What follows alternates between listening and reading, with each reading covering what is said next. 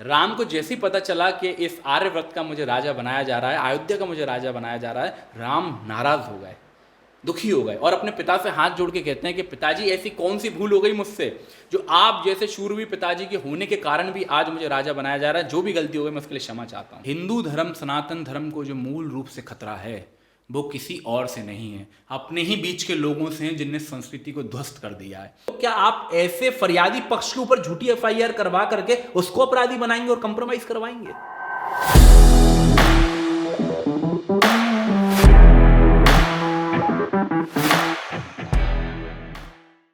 भानु भैया, मैं स्वागत करता हूँ आपका बहुत बहुत बहुत बहुत धन्यवाद। आपने अपना कीमती वक्त निकाल के हमें समय दिया। तो कुछ सवाल जवाब हम आपसे करेंगे। बिल्कुल बिल्कुल। तो बेसिकली मैं आपको थोड़ा सा बता दूं, हमारा जो शो है जी, ये नॉर्मली लोग आपके बारे में जानते हैं कि आप क्या काम करते हैं, पर आपकी जर्नी कैसी रही, आप कहाँ से आए हो, कैसा आपका बचपन रहा है, क्या क्या संघर्ष करके आप इधर पे आज खड़े हो, इन पे हम बात करेंगे। बाकी कुछ बातें हम नॉर्मली वो भी करेंगे जो टॉपिक हैं हमारे, तो ये चर्चा रहेगी हमारी। तो मेरा जो पहला सवाल है कि आपका नाम शुभम आर्या है जी। तो हमारे दर्शक जानना चाहेंगे कि शुभम आर्या भानु हिंदू कैसे बना। वैसे हमारे हिंदुस्तान में कल्चर है जी। कि एक नाम घर का भी दिया जाता है, जैसे पेट नेम भी कहते हैं, निक नेम भी कहते हैं। तो मेरा वास्तविक नाम शुभम आर्या है, लेकिन मुझे घर में सब प्यार से भानु बोलते थे। अब भानु से भानु हिंदू कैसे बने उसका सफ़र मैं आपको बताता हूँ। मैं कॉलेज लाइफ से जय मां वानी हिंदू संगठन में जुड़ा, काम करना प्रारंभ करा। जब समाज में हम लोगों ने उतर के देखा तो समाज में सबसे बड़ा अगर हमने दुश्मन पाया हिंदू समाज का, जो समाज को तोड़ने का काम कर रहा था, तो जाति व्यवस्था देखी हमने। जाति व्यवस्था अपने रूप से है अच्छी, लेकिन जो रिप्रेजेंट आज के रूप में की गई वो उससे कहीं ना कहीं समाज टूट रहा था। तो मैंने इसको कैसे ख़त्म किया जा सकता है, इसको कैसे हम डेवलप कर सकते हैं कि व्यक्ति धर्म के लिए, व्यक्ति राष्ट्र के लिए पहले अपने प्राथमिकता दे, कास्ट से पहले। तो उस दिन से मैंने प्रारंभ करा अपने नाम के पीछे हिंदू लिखना, जिससे समाज को ये मैसेज दिया जा सके कि हमारे लिए जाति प्रथम नहीं होना चाहिए, हमारे लिए अपना परिवार प्रथम नहीं होना चाहिए, हमारे लिए पहला देश प्रथम होना चाहिए, पहला धर्म प्रथम होना चाहिए। तो ये भानु हिंदू का सफ़र रहा, भानु से भानु हिंदू तक का। क्या बात है, बहुत बहुत अच्छी सोच है ये आपकी। अच्छा, एक अगर हम आपकी जर्नी की बात करें जी, तो एक मेरा सवाल है कि आपका बचपन कैसा रहा, कैसे आपके साथ कुछ मतलब चीज़ें हुई हैं, कैसा आपका सफ़र रहा है? मैं एक साधारण परिवार से आता हूँ। ना मेरे परिवार में कोई राजनीति में है, ना कोई सामाजिक क्षेत्र में है। तो एक सामान्य परिवार से होने के नाते मेरा बचपन बड़ा ही साधारण रहा। एक शर्मीला बच्चा हुआ करता था मैं। घर में सबसे छोटा हूँ क्योंकि मैं, तो सबसे ज़्यादा लाड़ भी था और सबसे ज़्यादा मेरे को अनुशासन में भी रहना रहता था, क्योंकि मैं 5 भाइयों के बीच में सबसे छोटा भाई था। तो मेरा बचपन बड़ा ही यानी अनुशासित रूप में गुजरा है। ज़्यादा अच्छी रिच फैमिली से बिलोंग नहीं करता हूँ, मिडिल क्लास फैमिली से बिलोंग करता हूँ। तो जब मैं छोटा था तो मेरे जो मम्मी पापा थे वो काम पे जाया करते थे, भाई जो मेरे थे वो काम पे जाया करते थे। मैं स्कूल से आता था और उस समय घर में कोई रहता नहीं था, तो मैं यानी थोड़ा समय तक घर में अकेला समय स्पेंड करता था। शाम को सब आते थे। तो बड़ा ही साधारण सा जीवन रहा है और बचपन बढ़िया रहा मेरा, लेकिन एक साधारण बचपन रहा मेरा। अच्छा, एक बहुत स्वाभाविक सा सवाल है जी, जो बहुत लोगों के मन में आता होगा। आपको अगर कोई भी देखेगा तो बहुत मतलब आपके जो भाषण रहते हैं बहुत ऊर्जा से भरे रहते हैं और एक आपके चेहरे पे दिखता है कि आप स्ट्रिक्ट हैं। तो क्या भानु हिंदू सही में स्ट्रिक्ट हैं या फिर उनके अंदर अभी भी कहीं ना कहीं एक बचपना है, एक जॉली नेचर उनका है? देखिए आप स्ट्रिक्ट तो नहीं कह सकते मुझे, लेकिन हाँ संगठन के कार्यकर्ता होने के नाते हमारा कुछ कर्तव्य बन जाते हैं समाज के प्रति। क्योंकि अगर हम एक सामान्य व्यक्ति की तरह जीवन जिएंगे तो समाज को क्या उद्देश्य दे पाएंगे? तो कहीं ना कहीं हम एक सामान्य व्यक्ति की तरह जीवन नहीं जीना रहता आएगा। तो थोड़ा अनुशासन है, स्ट्रिक्टनेस नहीं कह सकते आप, अनुशासन में रहना पड़ता है। अनुशासन कहने का मेरा तात्पर्य आपसे ये है कि एक साधारण जीवन से हटके थोड़ा जीवन जीना पड़ता है। क्योंकि अगर आप ही एक साधारण व्यक्ति की तरह रिएक्ट करने लगे तो आप समाज को कैसे दिशा देंगे? तो स्ट्रिक्ट नहीं हूँ, लेकिन हाँ अनुशासित ज़रूर हूँ। क्योंकि मैं बचपन में मेरा लक्ष्य था कि मैं एयरफोर्स में जाना चाहता था। अच्छा। हाँ, मैं एयरफोर्स में जाना चाहता था, लेकिन कुछ कारण रहे, कुछ ऐसी उस समय की परिस्थितियाँ रहीं कि मैं उधर नहीं जा पाया। मैं राष्ट्र के लिए अपना जीवन समर्पित करना चाहता था, तो नहीं जा पाया, लेकिन भवानी संगठन के माध्यम से वही काम अब मैं ऐसे कर रहा हूँ। कुछ ऐसा इंसिडेंट हुआ था आपके साथ कि मतलब आपने ये सोचा उस टाइम पे कि मुझे राष्ट्र की तरफ ही जाना है? मैंने भी आपको जैसे पहले बताया कि मैं एक बड़े ही साधारण परिवार से आता हूँ। हाँ। ऐसा कोई इंसिडेंट तो नहीं है, लेकिन हाँ, जो घटनाएं होती हैं देश के अंदर वो मेरे को कहीं ना कहीं आहत करती हैं। जैसे कि अभी पुलवामा की घटना हुई, जी। या हम इसके और पहले जाएं, हमारे देश के अंदर कई युद्ध हुए, और भी हम बीच में इस काल में देखें कि हमारा एक सैनिक थे, वो पेट्रोलिंग पे थे, तो पाकिस्तान की सेना ने उनका धोखे से उनका शीश काट लिया था और अपने साथ ले गए थे, तो उनका धड़ बचा था। तो मेरे को बड़ा पीड़ा होती है इन विषयों को देख करके, और लगता है कि जीवन जीना सिर्फ इसका मतलब नहीं होता कि सिर्फ सेल्फ के लिए जियो, अपने परिवार के लिए जियो। ये जीवन मेरे हिसाब से मेरे लिए नहीं था। जीवन का अर्थ मेरे लिए था राष्ट्र के लिए जियो, सनातन धर्म के लिए जियो, ताकि हम अपने लोगों के लिए कुछ कर सकें। यही मेरे जीवन का उद्देश्य रहा है। तो धर्म पे ही एक सवाल मैं आपसे करना चाहूँगा कि पंडित धीरेन्द्र शास्त्री का नाम सब जानते हैं हम लोग, तो उन्होंने अब एक टिप्पणी दी थी कि अगर सनातन धर्म हम हिंदुओं को बचाना है तो राधा राधा जपने से कुछ नहीं होगा, या फिर ताली बजाने से कुछ नहीं होगा, या कृष्ण की कहानियाँ सुनाने से कुछ नहीं होगा। अगर हिंदुओं को हिंदू धर्म बचाना है तो माला के साथ साथ उनको भाला भी उठाना पड़ेगा। इस पे आपके क्या विचार हैं? पंडित धीरेन्द्र कृष्ण शास्त्री जी ने किस संदर्भ में ये बात कही है मुझे उसकी पूरी जानकारी नहीं है, लेकिन उनने जो तर्क दिया है वो तर्क गलत भी तो नहीं कह सकते हम। अगर गलत है तो देश का संविधान, देश का कानून हमको आत्मरक्षा के लिए शस्त्र लाइसेंस रखने की अनुमति देता है, तो फिर तो वो भी गलत हो जाएगा।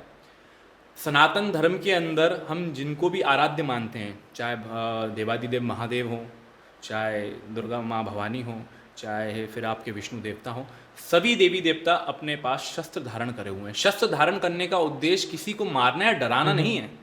शस्त्र धारण करने का उद्देश्य आत्मरक्षा करना। अगर कोई, जैसे कि एक आप पे ही एग्जाम्पल लेते हैं कि आपके सामने कोई आपके परिचित को मार रहा है और ऐसा मार रहा है कि उससे उसकी मृत्यु हो सकती है, तो क्या करेंगे आप उस समय? आप उसके बचाव के लिए कुछ भी नहीं करेंगे कि आप सिर्फ उसको मरता हुआ देखेंगे? ऑब्वियस सी बात है, जो मेरे हाथ में रहेगा उस टाइम पे है ना, आप उसको बचाने के लिए कर रहे हैं। आपको उनसे कोई दिक्कत नहीं है जो लोग उसको मार रहे हैं, लेकिन अगर वो ऐसा कृत्य कर रहे हैं जिससे उसकी जान पे बनाए, तो आप उसको बचाने के लिए उधर पे जो कोई चीज़ है आप उसका इस्तेमाल करेंगे, क्योंकि संख्या में ज़्यादा है या उनके पास शस्त्र हैं या अस्त्र हैं जिससे वो मर सकता है। तो अगर उनने अपना तर्क दिया है कि सनातन धर्म को बचाने के लिए राधा राधा नाम जपने के अलावा, राम राम नाम जपने के अलावा अगर भाला उठाना पड़े, तो उसको, वो ये नहीं बोल रहा किसी को मार दीजिए, लेकिन अगर ज़रूरत पड़ रही है ऐसी जगह जहाँ पे धर्म की हानि हो रही है, तो वहाँ पे तो मजबूरी बन जाती है ना। हमारी सेना भी अगर बॉर्डरों पे खड़े होकर के बिना शस्त्र के लड़ेगी तो कैसे संभव होगा?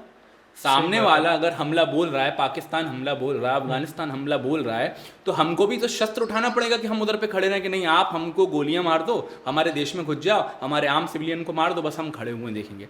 तो शस्त्र तो ज़रूरी है आत्मरक्षा के लिए, किसी को मारने के लिए नहीं। पर अब जैसे आजकल क्या, मतलब आप देखो ना, इस पे लोगों ने मुद्दा बना दिया कि जो भी धर्म गुरु हैं वो भड़काऊ भाषण दे रहे हैं। तो लोगों ने तो यही बहुत लोगों ने तो यही प्रेजेंट करा है कि भाला मतलब हम लोगों को मारने के लिए ही ये लोग कर रहे हैं, मतलब हिंदू धर्म को सबसे आगे लेके आ रहे हैं, पूरा हिंदू राष्ट्र बना देंगे और हम लोगों को बाहर कर देंगे। तो ये विचारधारा क्यों आ रही है फिर? देखिए, नेगेटिव फैलाने वाले तो नेगेटिव फैलाएंगे, वो अपना पक्ष क्यों नहीं देखते? क्यों ऐसी बात करने की आवश्यकता हो रही है? बात करने की इसलिए ऐसी आवश्यकता हो रही है कि क्यों लव जिहाद फैला रहे हैं, क्यों छोटी छोटी मूलभूत सुविधाओं के नाम पे धर्मांतरण कर रहे हैं। अगर आपको सेवा ही करना है तो धर्मांतरण की आवश्यकता कि आप तो सेवा कीजिए ना। आपको प्रेमी करना है तो आप अपना नाम वास्तविक बताइए ना कि आपका जो नाम है, आप क्यों हिंदू नाम का सहारा लेके प्रेम कर रहे हैं? इसका मतलब आप हानि पहुंचा रहे हैं। इसके लिए जरूरत है धर्म के लिए खड़ा होने के लिए। महात्मा गांधी जी, उन्होंने एक, आपने गीत सुना होगा रघुपति राघव राजा राम, तो उसमें एक लाइन उन्होंने जोड़ी है जो मैं खुद से नहीं कह रहा हूँ, आप इंटरनेट पे देख सकते हैं। रघुपति राघव राजा राम, ईश्वर अल्लाह तेरो नाम। इस लाइन का जो ये पूरी लाइन है, हाँ। ये लाइन इस प्रकार से है: रघुपति राघव राजा राम, पतित पावन सीता राम, सुंदर विग्रह मेघा श्याम, गंगा तुलसी शालिग्राम। ये पूरा जो श्लोक है इस प्रकार से। अब मैं इसका आपको अर्थ भी बताता हूँ। रघुवंश के राजा रघुवीर राम, अपवित्रों को पावन करने वाले सीता के पति राम, भगवान राम का रूप सुंदर और गहरे नीले रंग का है जो मेघा जैसा है, गंगा तुलसी और शालिग्राम के स्वामी हैं।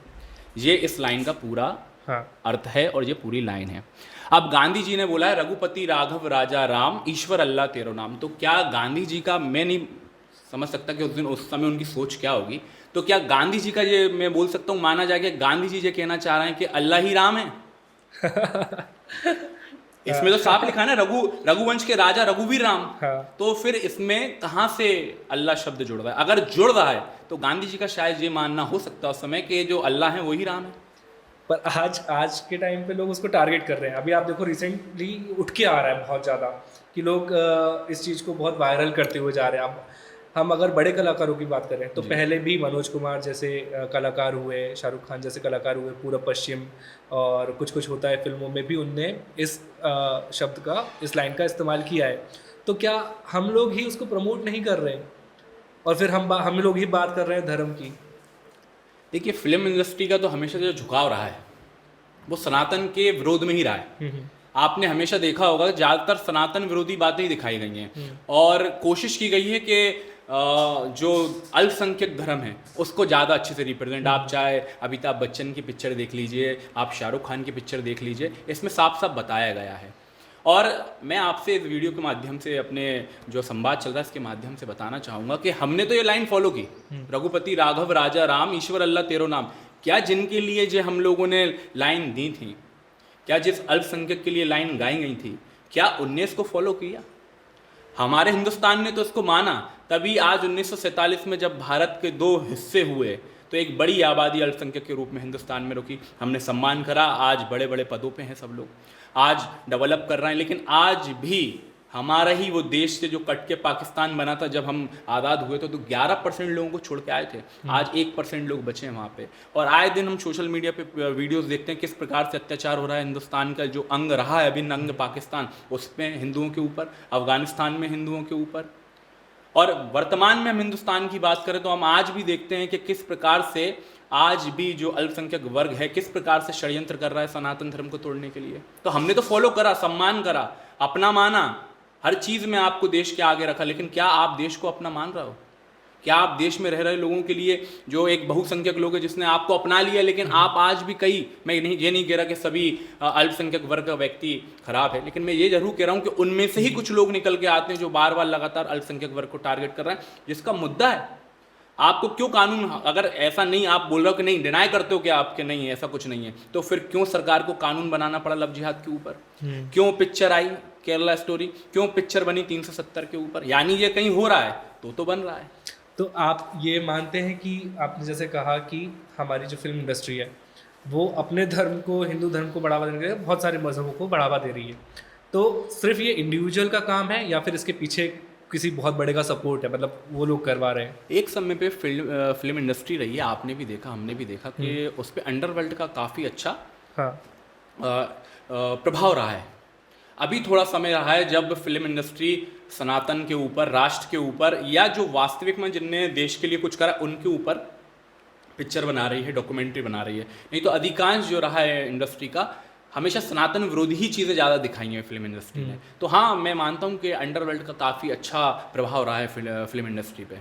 तो मतलब सपोर्ट बिल्कुल सिर्फ एक का हाथ नहीं है। देखिए, आपने कई ऐसे एक्टर होंगे, नाम लेना उचित नहीं रहेगा, जिनको आपने अंडरवर्ल्ड के जो डॉन हैं या जो लोकल के बॉम्बे के जो डॉन रहे उनके साथ संबंध रहे हैं, ऐसे पाए गए हैं वो लोग, उनके साथ फोटो वगैरह हैं उनके आज भी, जो आपको नेट पे मिल सकते हैं। सही बात है। तो हम बात अगर सनातन की ही कर रहे हैं तो आपके विचारधारा से सनातन की परिभाषा क्या है? देखिए, सनातन जो शब्द है उसको एक छोटे से शब्दों के माध्यम से मैं आपके सामने व्याख्यायित नहीं कर सकता, लेकिन हाँ, मैं प्रयास करता हूँ आपको भगवान राम के संबंध के माध्यम से सनातन धर्म की परिभाषा के कुछ जो छोटी बातें हो बताने की। हम ये मानते हैं कि, मानते क्या, साइंस भी ये बात मानता है कि धरती के अतिरिक्त ऐसे काफ़ी ग्रह मौजूद हैं इस ब्रह्मांड के अंदर, लाखों ग्रह। अगर हम मानते हैं कि वास्तविकता में भगवान हैं, क्योंकि इस विश्व को कोई चला रहा है तो कोई तो शक्ति है। अब जो शक्ति इस विश्व को चला रही है, इस धरती को चला रही है, अगर वो शक्ति राम के रूप में मानव योनि में जन्म लेते हैं तो उसके पीछे का सिद्धांत क्या रहा होगा? उसके पीछे का उद्देश्य क्या रहा होगा, वो कहीं ना कहीं हम कमज़ोर पड़ गए उसको समझने में। हमारी समस्या ये रही कि हमको जो भगवान राम के जीवनी के माध्यम से रामायण जैसा ग्रंथ मिला, हमको जो महाभारत के माध्यम से प्रभु श्री कृष्ण के जीवनी का ग्रंथ मिला, उसको हमने अध्ययन तो करा है लेकिन उसको समझना नहीं चाहा हमने।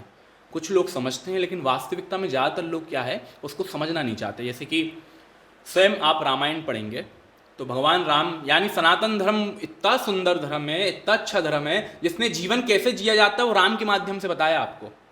जीवन कैसे जिया जाता है वो कृष्ण के माध्यम से बताया आपको। यहाँ तक कि आप बोलें पॉलिटिक्स कैसे की जाती है वो महाभारत के माध्यम से बताया आपको। एक परिवार कैसे चलाया जा सकता है वो आप रामायण के माध्यम से सीख सकते हैं। तो अब हमारे जो सनातन धर्म में 3 शक्तियों को श्रेष्ठ माना गया है। सबसे पहले भगवान महादेव, विष्णु जी और जगदम्बा भवानी। उनमें से जब एक शक्ति जन्म लेती है राम के रूप में, तो सबसे पहले उनने अपने जीवन में बताया है शिक्षा कितनी महत्वपूर्ण है। उनके गुरु तक ने इस बात का उल्लेख किया था जब उनको गुरुकुल पहुंचाया जा रहा है कि ये तो खुद अंतर्यामी है, महाज्ञानी, इनको मैं क्या सिखाऊंगा, लेकिन ये मेरा सौभाग्य कि इनका गुरु बनने का मुझे अवसर मिल रहा है। तो भगवान राम ने अपने जीवन में सबसे पहला उद्देश्य दिया है प्रत्येक युवा को कि अगर आप शिक्षित नहीं होंगे तो इस समाज में आप सर्वाइव नहीं कर पाएंगे। और उस व्यवस्था के माध्यम से उन्होंने एक और संदेश दिया। जब वो अपने गुरुकुल गए तो आज के समय में तो हम देखते हैं कि पैसे वालों के लिए एक बहुत अच्छी व्यवस्था होती है, मध्यम वर्ग के लिए अलग होती है, गरीब के लिए बहुत कम व्यवस्था होती है। लेकिन उस समय के गुरुकुल की पढ़ाई देखिए आप, कितनी सुंदर और आकर्षक उसका व्यवस्था थी कि अगर राजा का बेटा है तो भी उसी गुरुकुल में उसी चटाई पे सोएगा, और एक गरीब का बेटा है तो भी उसी गुरुकुल में उसी चटाई पे सोएगा। अगर आपको अपना जीवन यापन करना है तो आपको भी भिक्षा मांग के खाना पड़ेगी, और एक जो गरीब का बेटा आया उसको भी भिक्षा मांग के ही लाना पड़ेगा और अपने लिए और अपने गुरु के लिए बनाना पड़ेगा। ये उस समय की व्यवस्था थी। तो जब राम जी अपनी शिक्षा पूरी करके गुरुकुल से जब अपने राजमहल वापस आए तो एक दिन पूरी राज्य में आपके मंत्री परिषद और राजा दशरथ बैठे थे। तो महाऋषि विश्वामित्र भी उधर पे बैठे हुए थे। तो महर्षि विश्वामित्र कहते हैं कि अब राजन मुझे आज्ञा दीजिए, मेरा कार्य आपका इधर पूरा हो चुका है, अब मैं ईश्वर की प्राप्ति के लिए मैं वापस अपनी साधना करूंगा, वन गमन की ओर जाना चाहता हूं। तो राजा दशरथ कहते हैं कि प्रभु आपके जो आशीर्वाद है उससे क्यों हमें वंचित करना चाहते हैं, आप इधर ही रुक जाइए, हम आपकी सेवा करेंगे। उन्होंने बोला महर्षि ने कि ये मोहपाश के बंधन में मुझे बांधने की कोशिश मत करो राजन। ये मोहपाश का जो बंधन है बड़ा ही बुरा होता है, क्योंकि इस लोक क्या जब मैं परलोक जाऊंगा तो मेरे कर्म ही मेरे साथ आएंगे, मेरे किए गए तप ही मेरे साथ आएंगे। तो फिर राजा दशरथ को लगा कि प्रभु मैं तो पूरे अपने जीवन में बच्चों में प्रजा में उलझा रहा, मैंने तो ईश्वर प्राप्ति के लिए ऐसा कोई कार्य किया ही नहीं कि फिर मुझे कैसे ईश्वर प्राप्त होगा, मेरा परलोक कैसे सुधरेगा। तो उन्होंने उनको भी रास्ता बताया कि अब तुम भी ईश्वर की प्राप्ति के लिए आगे बढ़ो। तो उनको लगा, फिर उन्होंने एक रात चिंतन करा, उनको लगा कि अब मुझे अपने जो राजा है उसकी दायित्व छोड़ करके मेरे बेटे राम को राजा बना देना चाहिए और मुझे ईश्वर की प्राप्ति के लिए मुझे भी साधना करना चाहिए। तो फिर अगले दिन मंत्री परिषद बैठे, पूरे मंत्रिमंडल बैठा, सब लोग बैठे, राजा के जो प्रबुद्ध जन थे वो बैठे। अब जब प्रबुद्ध जन बैठे तो राजा ने एक प्रस्ताव रखा कि मेरा मन में एक प्रस्ताव है, क्यों ना अब राम को राजा बना दिया जाए। और राम सबके लिए आदर्श थे, तो बड़ी प्रसन्न हो गए सब लोग कि वाकई राम को अगर राजा बनाया जाएगा तो इस प्रदेश के अंदर, इस राज्य के अंदर अलग ही खुशहाली आ जाएगी। तो राम इन बातों से अनभिज्ञ हैं, जानते नहीं है कि क्या हो रहा है, राजमहल में क्या बातें चल रही, वो अपने शयन कक्ष में थे। तो राजा पहुंचाते हैं कि दरबारी को कि जाओ राम को बुला के लेके आओ, युवराज को बुला के लेके आओ। युवराज को बुलाया जाता है, उनसे बोला जाता है कि आपको राजा बुला रहे हैं, और उन्होंने बोला ठीक है, पिताजी का आदेश है। साथ आते हैं, पिताजी को अपने प्रणाम करते हैं, और जब पिताजी उनको बोलते हैं कि ये पूरी मंत्रिमंडल और मेरी सहमति से, प्रजाजन की सहमति से ये बात का निर्णय लिया गया है कि अब तुमको राजा बनाया जाए। तो आजकल का जो युवा है, जैसे ही उसको ये बोल दिया जाए कि आपको, जैसे मैं व्यापारी हूँ, मैं बोल दूँ कि बेटा मेरे रिटायरमेंट का समय आ गया है, अब ये पूरा काम के जो ऑनर हो आपको देखना है, इसका जो भी लेन देन है, लॉस प्रॉफिट सब आपको देखना है। तो बेटा तो खुशी के मारे झूम उठेगा कि अब मेरे हाथ में पूरी पावर है। लेकिन राम उसके अलग थे। राम को जैसे ही पता चला कि इस आर्यव्रत का मुझे राजा बनाया जा रहा है, अयोध्या का मुझे राजा बनाया जा रहा है, राम नाराज हो गए, दुखी हो गए, और अपने पिता से हाथ जोड़ के कहते हैं कि पिताजी ऐसी कौन सी भूल हो गई मुझसे, जो आप जैसे शूरवीर पिताजी के होने के कारण भी आज मुझे राजा बनाया जा रहा है, जो भी गलती हो गई मैं उसके लिए क्षमा चाहता हूँ। तो फिर राजा दशरथ ने समझाया तुमसे कोई भूल नहीं है, तुमसे क्या भूल होगी, लेकिन अब मुझे भी अपना परलोक सुधारना है, अब मुझे भी अपने लिए कुछ सोचना है, और ये प्रजा चाहती कि तुम राजा बनो। तो ये हमारी व्यवस्था थी, जहां पर पे अगर पिता राजा होकर के एक बेटे को राजा बनाना चाहते हैं तो वो बेटा राजा नहीं बनना चाहता। और राजा जैसे ही बनने की बात आई, अब पूरे राज्य में घोषणा हो गई कि राम राजा बन रहे हैं, राम राजा बन रहे हैं। अब राम जैसी पूरे में घोषणा हुई तो उसी महल के अंदर एक राम सबसे ज्यादा चिढ़ने वाली व्यक्ति थी, जिनका नाम था मंत्रा। अब मंत्रा को जैसे ही पता चला कि राम को राजा बनाया जा रहा है तो मंत्रा तिलमिलाते हुए गुस्से में जाती है माता कैकेयी के पास और उनको राम के खिलाफ भड़काना चालू कर देती है। अब माता कैकेयी पहले तो अपना विवेक का इस्तेमाल करती हूँ, कहती राम भी मेरा पुत्र है और दशरथ और क्षमा चाहूंगा भरत से ज्यादा प्रिय है। राम भी मेरा पुत्र है, भरत से ज्यादा प्रिय है। मंत्रा जो कैसी बातें कर रही है, लेकिन कहीं ना कहीं काल ने उनकी बुद्धि को हर लिया और जो मंत्रा उनको बार बार बोलती गई और आगे उन माता जी को लगने लगा कैकेयी माता को कि मंत्रा बिल्कुल सही बोल रही है, अगर राम राजा बन जाएगा तो मेरा तो सम्मान ही खत्म हो जाएगा, कौशल्या का ज्यादा सम्मान होगा। तो फिर मंत्रा ने उनको बोला कि आप एक काम करो। उनने पूछा मंत्रा से, अब मैं क्या करूं, कल तो वो राजा बन जाएगा। उनने बोला कि महर्षि जो दशरथ जी ने आपको वरदान दिए हैं देवर्षि संग्राम में, उनका उपयोग कर लो। तो वो कहने लगा क्या मांग लो? उनने मांग लो कि राम को 14 वर्ष का वनवास और भरत को राजा। राजा दशरथ जाते हैं माता कैकेयी के शयन कक्ष में, और जैसे ही शयन कक्ष में जाते हैं तो माता का जो स्वभाव देख के समझ जाते हैं किसी बात से नाराज हैं। तो वो पूछते हैं क्या हो गया प्रिय? तो उनने बताया कि आपने देवर्षि संग्राम में मुझको कुछ वरदान दिए थे, आपको याद है? तो उनने बोला था, उस समय बोला था, रघुकुल रीत सदा चली आई, प्राण जाए पर वचन ना जाए। हाँ मुझे याद है, मैंने तुम्हें 2 वरदान दिए। तो उनने बोला मैं मांगू तो आप मना तो नहीं करेंगे? तो उनने फिर वही बात दोहराई कि रघुकुल रीत सदा चली आई, प्राण जाए पर वचन ना जाए। प्राण दे देंगे पर वचन नहीं तोड़ेंगे, ये रघुकुल की रीत है, बताओ मांगो प्रिय क्या मांगना है। तो उनने 2 वरदान मांग लिए थे कि 14 वर्ष का राम को वनवास और भरत को राजा। तो राजा दशरथ एकदम शौक होगा कि जी क्या बोल रही हो तुम?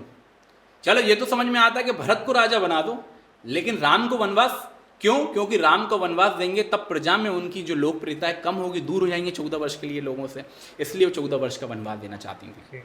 अब राम को बुलाया जाता है फिर से। राजा भरत नहीं चाहते थे, राजा दशरथ नहीं चाहते थे, लेकिन बुलाया। अब जैसे ही बुलाया, जो कल तक राजा बनने वाला है एकदम उसको बोला जाता है कि अब राम तुमको राजा नहीं बनाया जा रहा है, कल तुम गेवरे कलर के वस्त्र पहनो और निकल जाओ वन की ओर। अगर आज साधारण रूप से कोई व्यक्ति को आप बोल दो, कल आपने उसको बोल दिया कि आप तुम्हें आईफोन दिला रहे हैं, आज ऐसे युवा के लिए समझाने की कोशिश करता हूँ कि हमने बोल दिया कल आपको एक आईफोन और एक कार दिला रहे हैं आपको, और कुछ ऐसी समस्या आ जाए कि उस परिवार उस समय उनको ना दिलाते, वो बोले कि मैं कुछ समय बाद दिलाऊंगा, तो बेटा पिता से लड़ने लगेगा। लेकिन सोचिए राम के विचार, राम ने क्या बताने की कोशिश करी है कि अगर एक दिन पहले मैं राजा बनने जा रहा हूँ, वो व्यक्ति जो मखमल के कपड़े पहनते हों, वो व्यक्ति जो कभी नंगे पैर ना चले हों, वो व्यक्ति जो हमेशा अच्छी जगहों पर रहे हों, उनके सेवक रहे हों, वो व्यक्ति को कल राजा न बनते हुए अब एक सन्यासी होकर के 14 वर्ष वनों में रहना है। तो ये हमारी संस्कृति, हमारा कल्चर रहा है। ऐसा एक बहुत लंबा डेफिनेशन राम के बारे में दी जा सकती है। जो समाज जातिवाद में तोड़ते हैं उनको वास्तविक में धर्म के बारे में कुछ पता ही नहीं है। राम के सबसे अच्छे मित्र निषाद राज कोहू थे, जो आदिवासियों के राजा हुआ करते थे। राम ने अपने इन 14 वर्ष के वनवास में मां सबरी के झूठे बेर खाए थे, जो स्वयं आदिवासी थी। राम ने समाज को मैसेज दिया कि हम कितने ही शक्तिशाली क्यों ना है, आपको भाले वाली बात पे ही आ जाता हूं मैं। भगवान राम समुद्र देव के सामने जैसे ही उनको पता चला कि लंका जो है समुद्र के उस पार है, तो भगवान राम 3 दिन तक लगातार समुद्र देव से प्रार्थना करते रहे कि मुझे रास्ता दे दीजिए, ताकि मेरी पत्नी का हरण करके जो ले गया है रावण, मैं अपनी पत्नी को वापस ला सकूं। लेकिन समुद्र देव ने नहीं सुनी। उनका भी एक कारण था, जलीय जीव को कैसे यानी हटा सकते थे। तो भगवान राम ने क्रोध में आकर के अपना बाण निकाल लिया और तान दिया समुद्र देव के ऊपर। तब वो त्राहिमाम करते हुआ और तब उन्हें रास्ता बताया। कहने का तात्पर्य है कि भय बिन होए न प्रीत। जब तक उनको ये पता न चला कि मेरे को कुछ हो सकता है, मैं उनको रास्ता नहीं दे रहा हूँ, तब तक समुद्रदेव बाहर निकल के नहीं आए। और उन्हें नहीं बताया कि नल और नील जो हैं, अगर वो पत्थर फेंकेंगे तो इधर से जो सेतु बन सकता है और आपकी सेना उस पार कर सकती है। तो इसलिए नहीं उठाया था कि राम भगवान ने धनुष कि उनको समुद्रदेव से कोई परेशानी थी, इसलिए उठाया था कि समुद्रदेव उनकी बात नहीं सुन रहे थे। और राम का जीवन का उद्देश्य, जब एक जो राम थे त्रिलोकीनाथ, एक बाण से पूरा समुद्र सुखाने की क्षमता रखते थे, तो क्या वो एक बाण से इतनी सी लंका को खत्म नहीं कर सकते थे? लेकिन राम ने अपने जीवन में समाज को एक और संदेश दिया कि जब जब विपदा आए, जब जब परेशानी आए, तो आपको संगठित रहना है। राम चाहते तो अयोध्या की सेना बुला सकते थे, राम चाहते तो मैथिली की सेना बुला सकते थे, चाहते तो हनुमान जी से ही बोल देते कि तुम तो सीता को सम्मान स्वरूप वापस ले आना, लेकिन राम ने ऐसा नहीं किया, ना माँ सीता ने ऐसा होने दिया। राम भगवान चाहते तो एक बाण से जब वो समुद्र सुखा सकते तो एक से पूरी लंका भी खत्म कर सकते थे, लेकिन उनने अपने जीवन में संदेश दिया आपको और हमको कि जब जब धर्म की बात आए तो उधर पे जब राम भगवान की सेना इकट्ठी हुई तो जामवंत हुए, बानर हुए, मानव हुए, यहाँ तक कि सबसे छोटा जीव गिलहरी भी अपना योगदान दे रही थी धर्म के कार्य में। तो हर व्यक्ति का योगदान है धर्म के कार्य में और सबको अपना योगदान देना चाहिए। राम का संदेश था।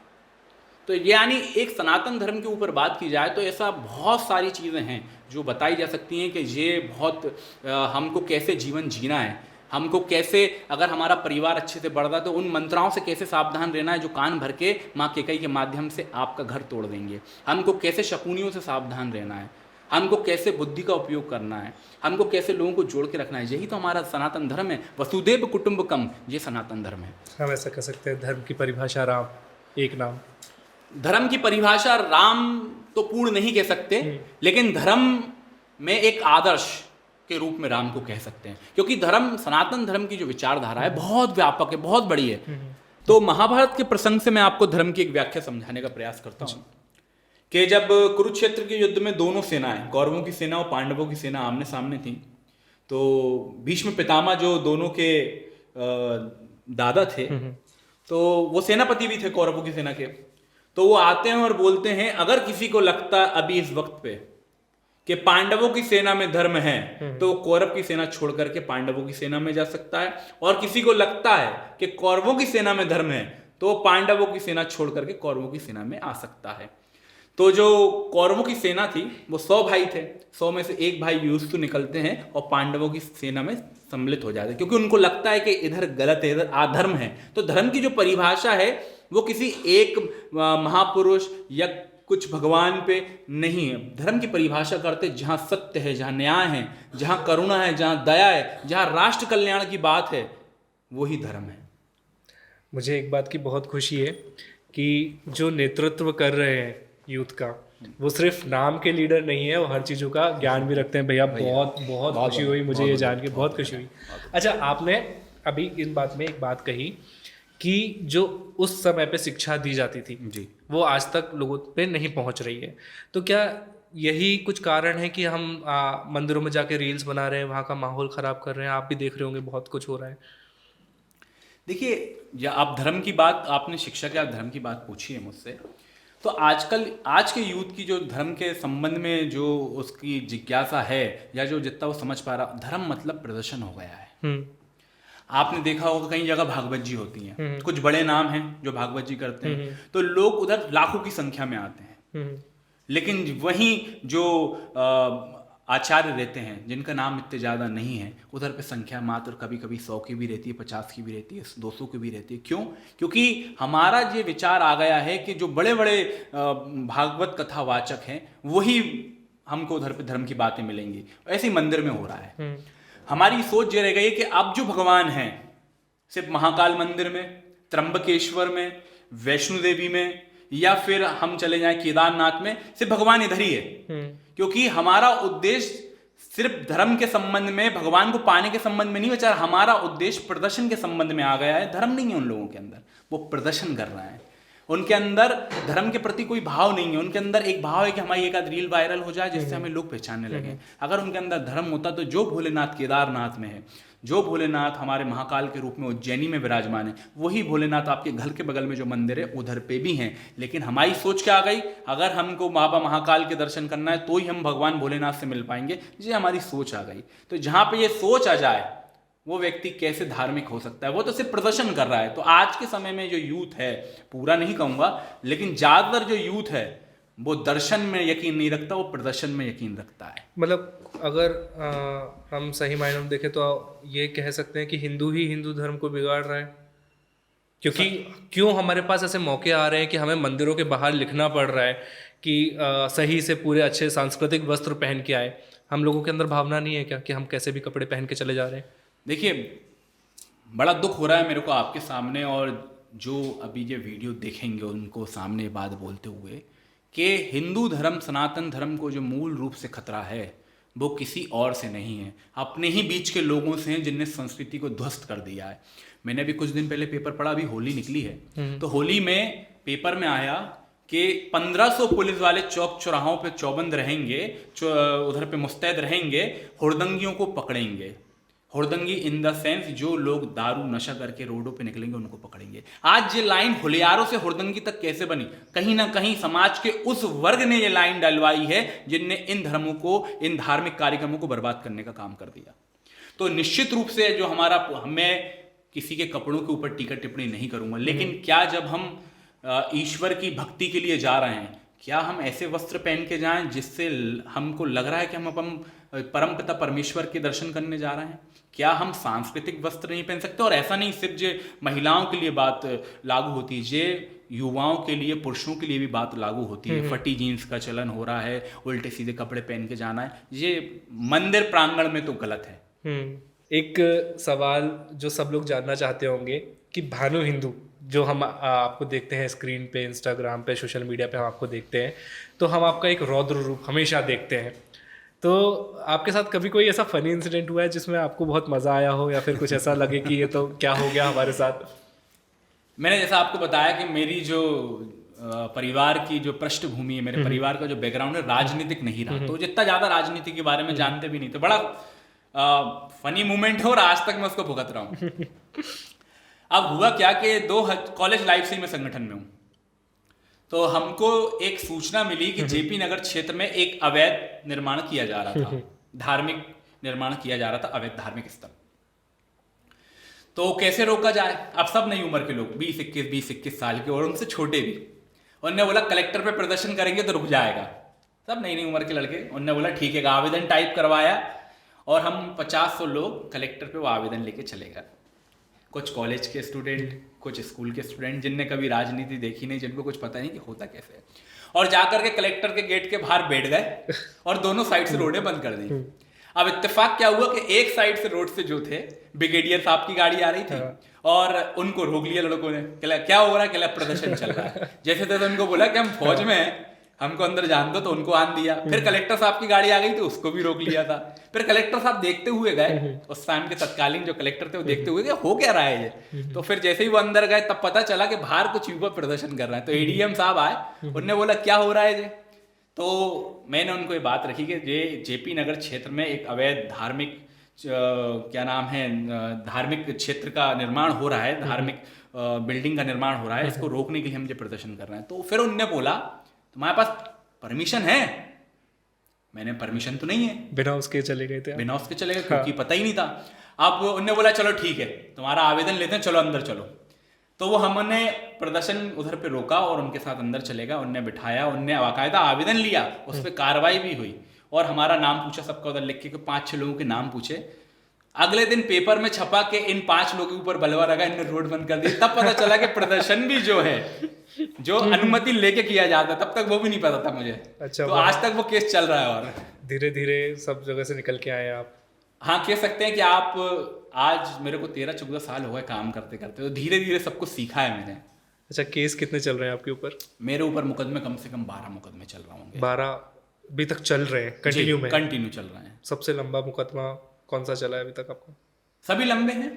बहुत जैसे मैंने आपको बताया कि 2015 के अंदर पहला वो प्रदर्शन हुआ था, 15 या 14 में, तो लगभग इस बात को 10-11 साल हो गए, तो जब से ही चल रहा है। अच्छा, एक प्रदर्शन 2017 में एक दंगा हुआ था जी जी जी चौक में जी, तो उसमें आपका नाम आया था। जी जी जी। वो क्या कहानी थी? मेरी उसमें कोई भूमिका नहीं थी।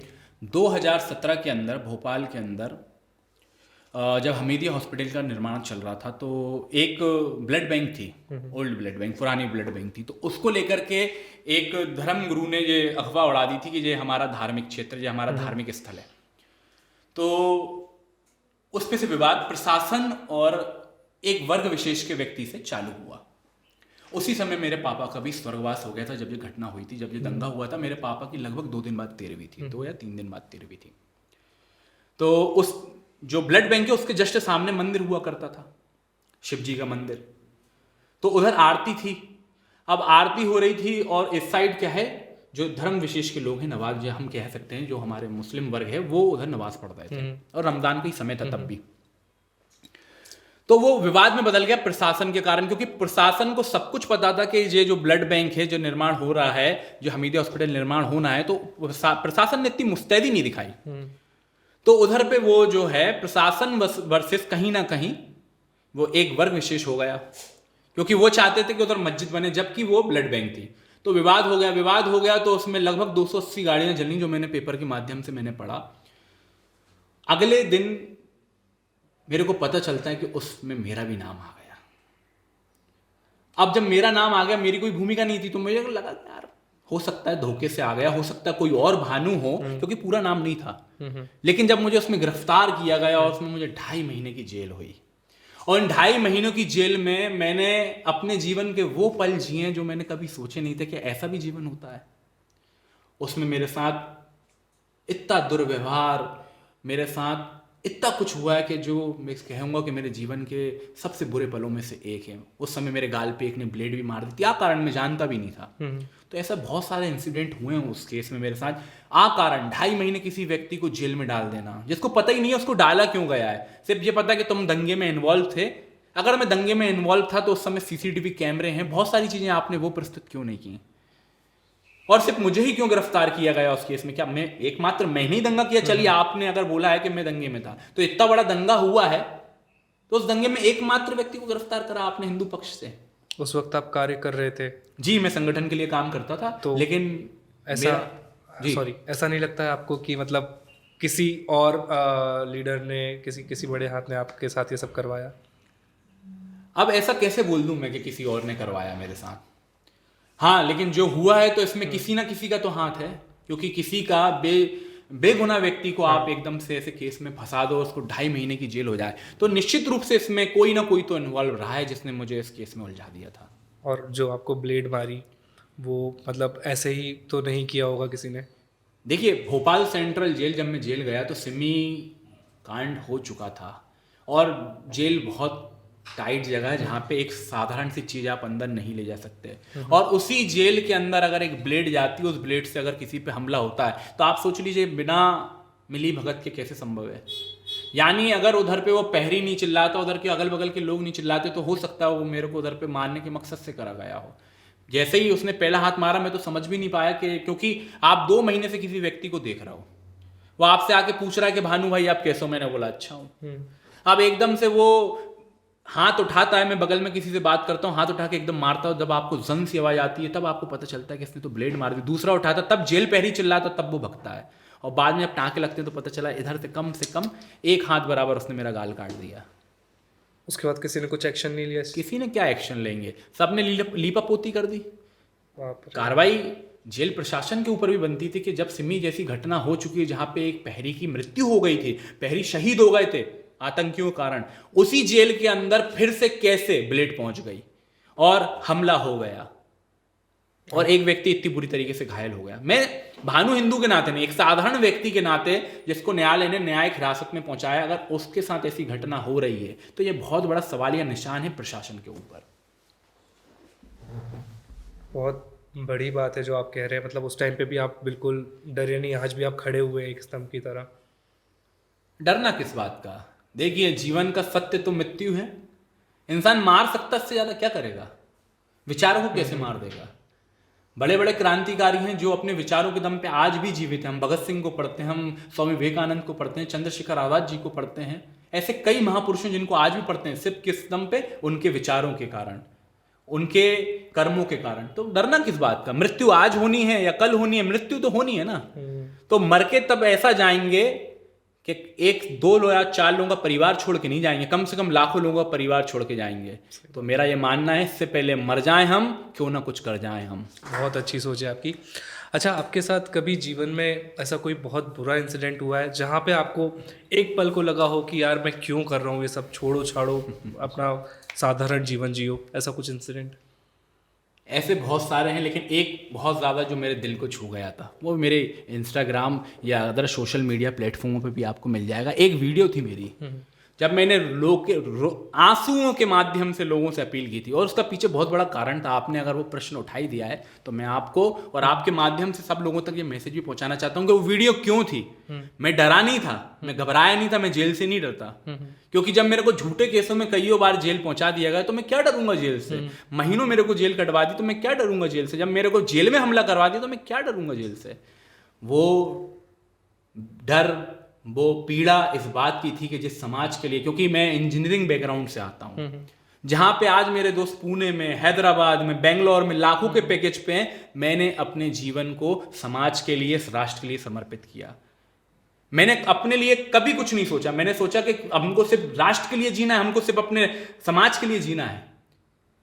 तो बहुत सारी परेशानियां, जैसे मैंने आपको कई केस बताए, मेरे ऊपर कई मुकदमे लगे, लेकिन मैं उनसे नहीं घबराया, उनसे नहीं डरा। लेकिन एक बार क्या हुआ कि मेरी जो छोटी भतीजी थी, मेरे भैया थे, उनकी भी मृत्यु हो गई, बड़े वाले भैया की। तो उनकी भतीजी, हम कोविड का समय था, पूर्ण कोविड नहीं था, ऐसा था कि आंशिक कोविड था कि आप आ जा सकते थे। हमारे मोहल्ले में ही एक स्थान था जहां हमारी बहन रहती थी, थोड़े कदम की दूरी पे। तो हमारी जो भतीजी थी वो पढ़ने जाती थी, छोटी थी, 8th क्लास में होगी, उस समय की बात है, 3 साल पुरानी बात है। तो हर एक, मेरा मानना है, इस धरती पे जन्मी अधिकांश लड़की, चाहे वो राजकुमारी हो, चाहे वो बड़ी अधिकारी हो, चाहे कोई हो, ईफ टीजिंग का सामना उनको करना ही पड़ता है। क्यों करना पड़ता है? क्योंकि समाज में ऐसे असामाजिक तत्व मौजूद हैं जो बहन बेटियों को गंदी निगाहों से देखते हैं, जो बहन बेटियों के प्रति गंदे कमेंट करते हैं। आज भी ऐसे लोग मौजूद हैं समाज के अंदर, अच्छे भी बहुत सारे हैं, लेकिन कुछ ऐसे लोग मौजूद हैं जो समाज में ऐसी विचारधारा आज भी रखते हैं। तो भतीजी जाती आती थी, तो कुछ ऐसे लोग थे जिनने उस पर कमेंट कर दिया, कुछ अपशब्द कह दिए, जिससे बच्चा है वो तो आहत हो गया तो उन्होंने घर पे आकर के पॉइजन खा लिया। अब हमें ये सब नहीं पता कि हुआ क्या। अब उसकी तबीयत बिगड़ी तो हम उसको लेके गए हॉस्पिटल में बताया डॉक्टर ने कि इनने तो जहर खा लिया। अब जहर खा लिया तो पुलिस केस होना। अब पुलिस आई, पुलिस ने बयान लिए तो कुछ लड़कों के उनने नाम लिए, FIR हुई। मेरा ही मानना था कि ऐसी जो गलती है, जो हो गई है, इसको बात करके, लेकिन अब वो पुलिस केस हो गया था तो FIR हो गई, नाम लिए, तो पुलिस ने उन लड़कों को गिरफ्तार कर लिया। अब उन्हीं लड़कों को जिनको गिरफ्तार किया गया है, उन्हीं लड़कों के परिवार में से एक लड़की निकल के आती है और अगले दिन हम लोग के खिलाफ, मेरे और मेरे बड़े भाई के खिलाफ FIR कर देती है। अब जब FIR होती है तो डॉक्टर ने बोला है कि जो लड़की ने जो पॉइजन, यानी हमारी भतीजी ने पॉइजन खाया, अभी 24 घंटे इसके लिए कुछ नहीं किया जा सकता है। हो सकता है कि इसके प्राण भी जा सकते हैं क्योंकि पॉइजन खा लिया है। तो एक तो वो प्रेशर, हम 3 भाई बचे, 2 भाई का देहांत हो चुका, तो 2 भाई के ऊपर एक फर्जी FIR रजिस्टर्ड हो गई। तो जब वो एडमिट, उसको FIR करवा दी, तो हम लोग के पास खबर आई कि, क्योंकि मैं उस समय हॉस्पिटल में था, पता चला कि बहुत सारी पुलिस गिरफ्तार करने आई। और मैं आपको एक बात और बताना चाहूँगा, कहीं ना कहीं प्रशासन को भी ये खबर थी और कोई ना कोई की मिली भगत थी जो हमारे ऊपर जो हुआ है। तो जैसे ही पता चला FIR हुई तो मजबूरन में वहाँ से हटना पड़ा। अब हमारा जो परिवार की महिलाएं बची, वो थाने में जाके पूछ रही हैं तत्कालीन TI से, साहब मामला क्या है, क्या नहीं किया, बताओ तो TI ने कुछ बताया नहीं कि FIR क्या हुई। एक ने हमारे परिवार के सदस्य को बता दिया कि आपके ऊपर तो रेप का केस बनवा दिया। अब वो घर पे से पता चला कि तुम्हारे ऊपर तो ये केस बन गया। अब जिस व्यक्ति ने समाज में अपना सब कुछ निछावर कर दिया, क्योंकि एक सबसे बड़ा हथियार ये भी है कि अगर किसी सामाजिक व्यक्ति की छवि खत्म करनी हो तो उसके ऊपर महिला चरित्र का लांछन लगवा दो आप, वो अपने आप खत्म हो जाएगा। सत्य असत्य कोर्ट निर्णय बाद में करेगी, 1 साल बाद, 2 साल बाद, 3 साल बाद, 6 महीने बाद करेगी, लेकिन अगर किसी की सामाजिक छवि खत्म करना हो, उसके ऊपर आप ऐसा अपराध लगवा दो और फिर अगले दिन जब पेपर में छपेगा आप खत्म हो जाएंगे। तो जैसे ही मुझे पता चला कि मेरे ऊपर ऐसी FIR रजिस्टर्ड हो गई तो मैं भावुक हो गया। मैं भावुक इसलिए हो गया क्योंकि मैंने बहुत कुछ समाज के लिए करने की सोची थी और कर चुका था, और पता चला कि मेरे ऊपर ऐसी FIR रजिस्टर्ड हो गई तो मैं बहुत भावुक हो गया और एक अपील करी लोगों से। और सिर्फ अपील ये करी, अगर मैं गलत हूं तो फांसी पे चढ़ा दो, अगर मैंने कुछ नहीं किया तो सिर्फ उस केस में जांच करवा दो। जांच नहीं हुई, लेकिन बाद में पता चला कि ये केस मेरे ऊपर 376 यानी रेप का नहीं था, 354 का बनवाया था, यानी छेड़छाड़ का, टीजिंग का। लेकिन सोचिए, आज ये प्रश्न बनता है प्रशासन से, आज ये प्रश्न बनता है उन लोगों से कि कैसे न्याय मिलेगा, कि आप अगर किसी को दबाना चाहते हो तो क्या इस प्रकार से मशीनरी का उपयोग करेंगे? क्या कोई न्याय लेने जाएगा और आपके संबंध अगर क्षेत्रीय थाने में होंगे, राजनीतिक होंगे, तो क्या आप ऐसे फरियादी पक्ष के ऊपर झूठी एफआईआर करवा करके उसको अपराधी बनाएंगे और कंप्रोमाइज करवाएंगे? पुलिस ने क्यों जांच नहीं करी?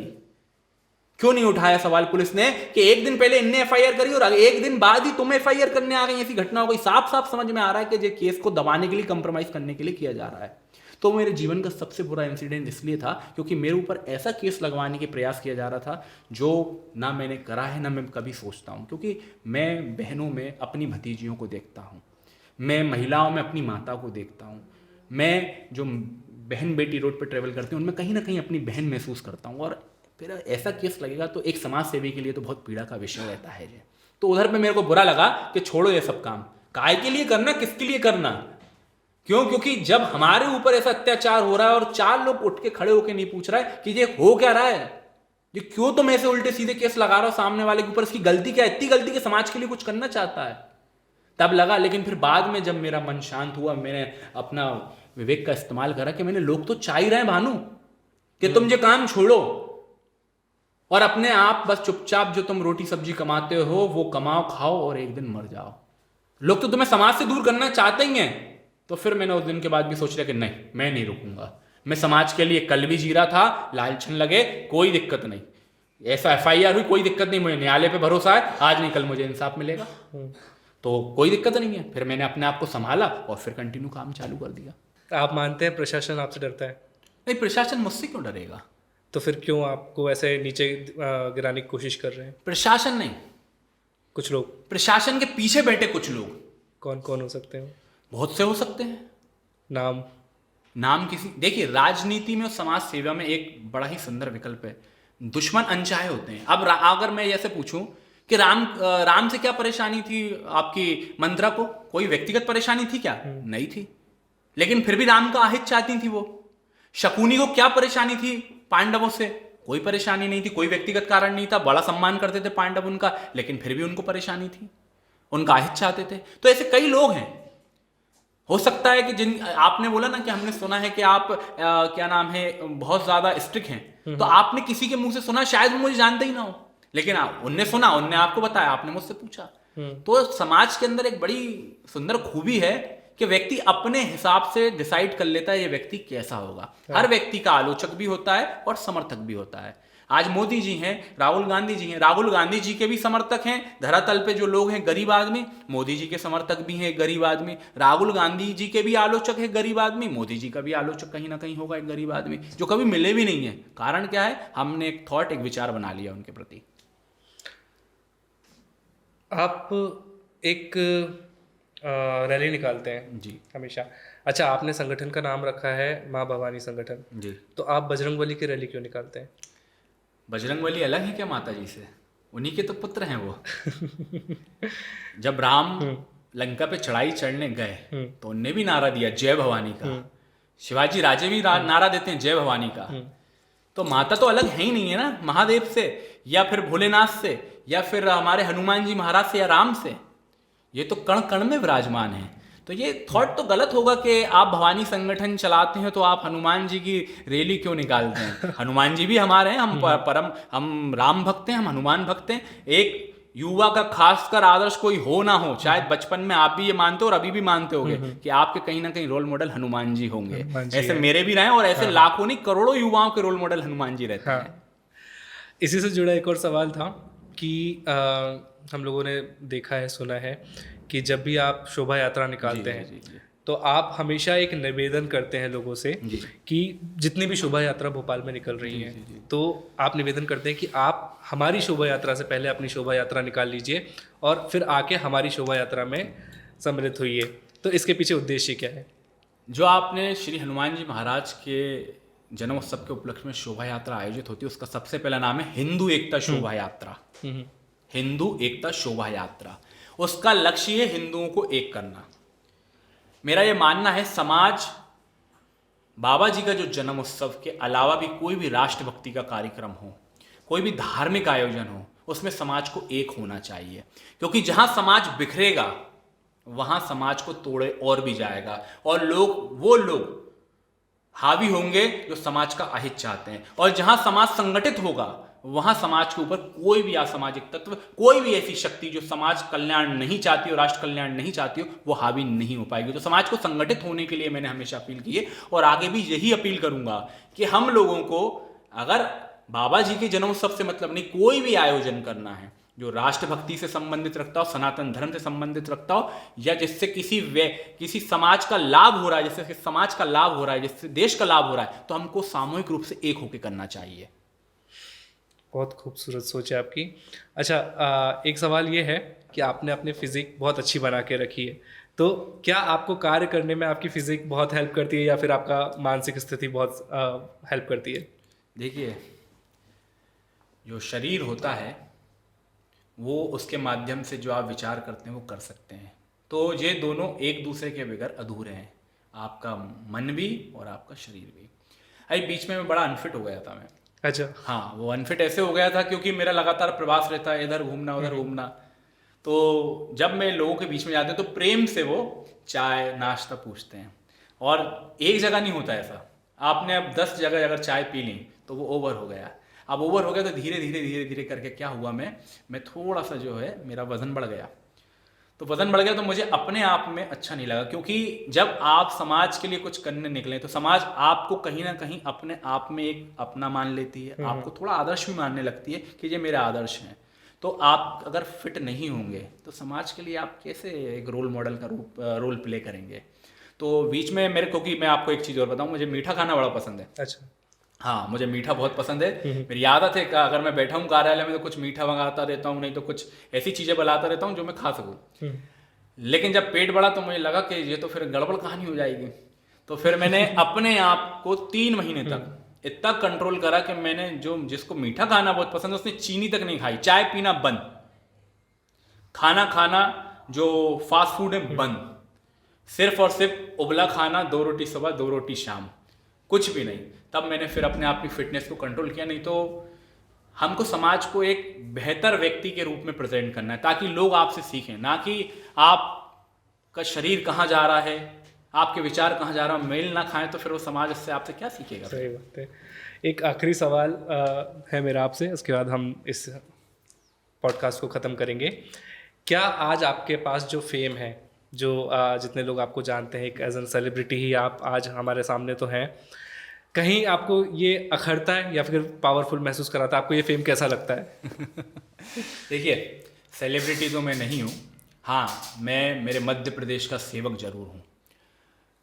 मैंने हमेशा कोशिश की है मध्य प्रदेश की सेवा करने की।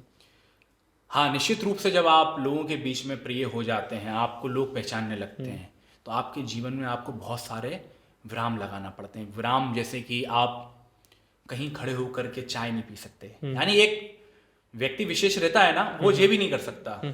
आप कोई ऐसा काम नहीं कर सकते इसमें समाज में गलत मैसेज चला जाए। आपको अपने जीवन पे बहुत अनुशासन रखना पड़ता है, क्योंकि मन चंचल है। मन तो चाहता है आप घूमो, मन चाहता है कि आप इधर जाओ, मन चाहता है आप ये करो वो करो। तो आप इनफेक्ट आप सोचिएगा, मैं भोपाल में रहा हूँ, हाँ। लेकिन मैंने आज तक फन सिटी नहीं देखी।